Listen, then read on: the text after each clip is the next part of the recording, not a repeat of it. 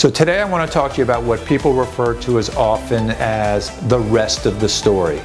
You know, I've seen a number of different exposés where the hidden camera goes into dental offices and they want to show how this dentist said this treatment and that dentist said that treatment, and then we're going to go to the expert, maybe it's a university professor, and they're going to predict a totally different treatment.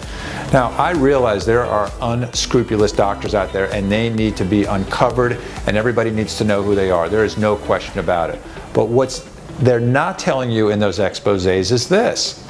There's many ways oftentimes to treat a dental problem. For example, say you lost a tooth and you want to replace the tooth. Well, one doctor might recommend an implant, another doctor might recommend a cemented bridge, a third doctor might recommend a removable partial denture.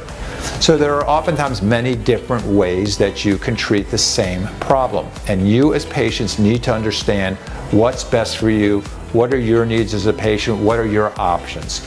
So in today's post, I'm giving you some guidelines that you can follow so you can have the optimum dentist-patient relationship so you can get the best care possible.